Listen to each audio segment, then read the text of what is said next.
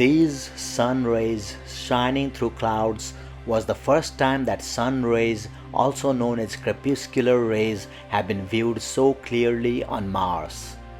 Crepuscular is taken from the Latin word for twilight, as these rays appear near sunset or sunrise. Also, these clouds were captured as part of a campaign to study noctilucent or night shining clouds, which started in 2021. While most Martian clouds hover no more than 37 miles above the ground and are composed of water ice, these clouds appear to be higher in elevation where it's very cold. That suggests these clouds are made of carbon dioxide or dry ice.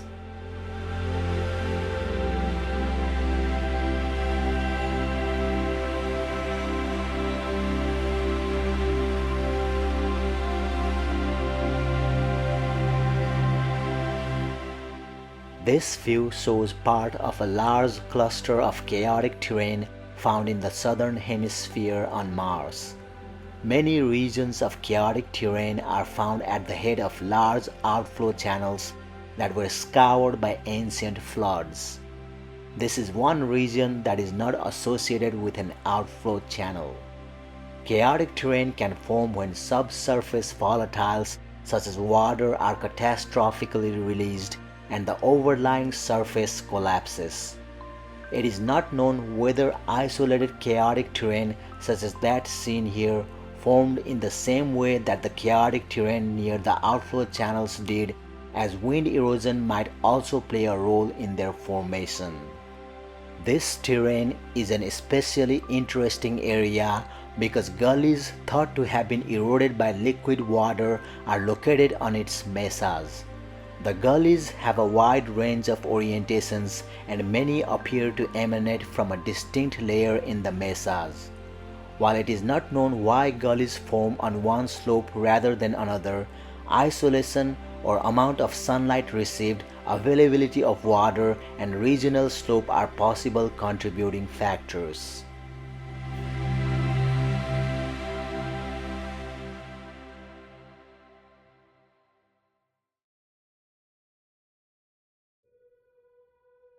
Curiosity rover used its mast camera to survey these wind-sharpened rocks called ventifacts on Mars. Scientists have informally described these patches of ventifacts as gator-back rocks because of their scaly appearance. The ventifacts damaged Curiosity's wheels earlier in the mission, and since then rover engineers have found ways to slow wheel wear, including a traction control algorithm. They also now plan rover routes that avoid driving over such rocks, including these latest ventifacts, which are made of sandstone, the hardest type of rock Curiosity has encountered on Mars. These rocks form the surface of the Greenhue pediment, a broad sloping plain in the foothills of Mount Sharp. Its slope contrasts with the nearby horizontal layers of another ridge visible in the background of this image. When Curiosity's team saw the gator-back rocks, they ultimately decided to turn the rover around and take an alternative path to continue climbing Mount Sharp. As it climbed, Curiosity was able to study different sedimentary layers shaped by water billions of years ago. These layers help scientists understand whether microscopic life could have survived in the ancient Martian environment.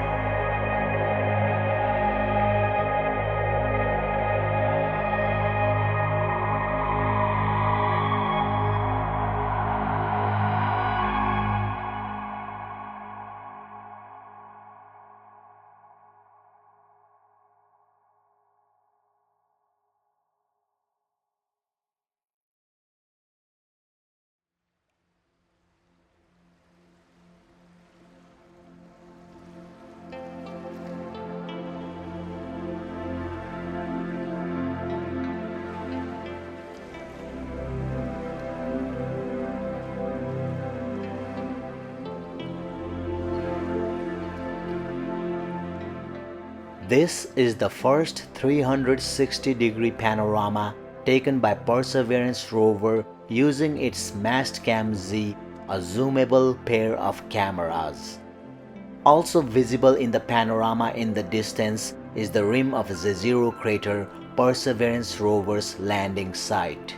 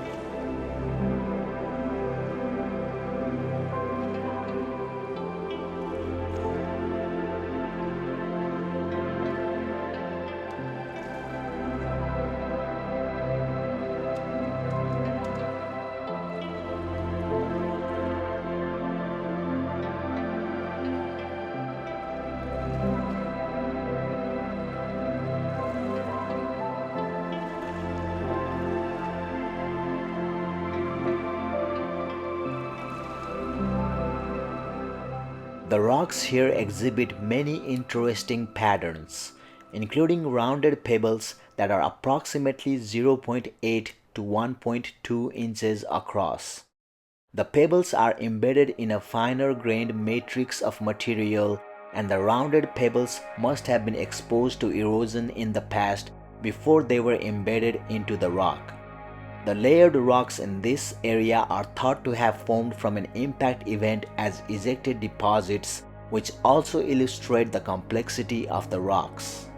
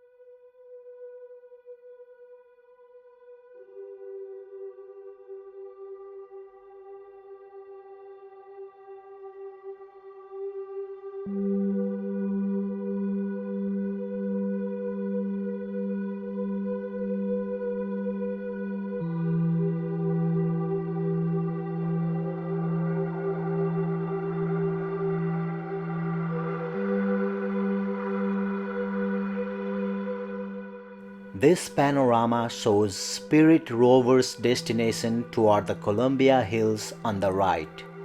The rover's heat shield can be seen on the left as a tiny bright dot in the distance just under the horizon. Dark drift material can be seen in the image center, and the rover was positioned outside the view of this image on the right.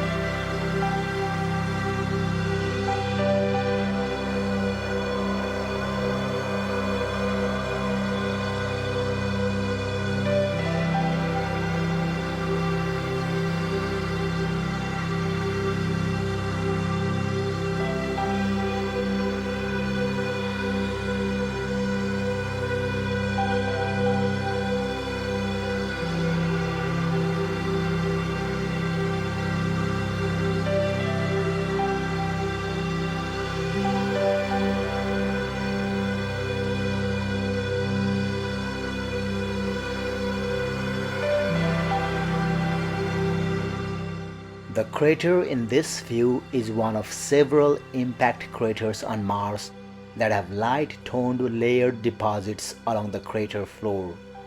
The light-toned deposits are particularly striking to look at here because they are stacked together to produce a thick sequence of layered beds. The layers appear to be only a few meters thick and show little variations in thickness. On Earth, layered beds with these characteristics are typically formed in water environments, although aeolian or wind-blown deposition on Mars through a cyclic process is also possible. Volcanic eruptions would not be expected to produce ash or volcanic flows of such regular thickness, and there are no nearby volcanic vents. Some of the layerings in the image appears dark, probably due to the deposition of basalt sand along with flatter surfaces rather than any compositional variations in the layer beds themselves. Faults can also be seen displacing portions of the layered beds. The surface of the light-toned deposit is not smooth but instead appears disrupted into polygonal cracks and blocks. Relative to most surfaces on Mars, there are almost no impact craters seen in this image. This is not due to a young age but rather to the easily eroded nature of the light-toned layer deposits that enable wind easily to erode the unit, thereby removing any impact craters. Evidence of erosion by the wind is most apparent in the bottom of the image, where linear ridges most likely formed by wind scouring away material in a north-south direction and creating the ridges.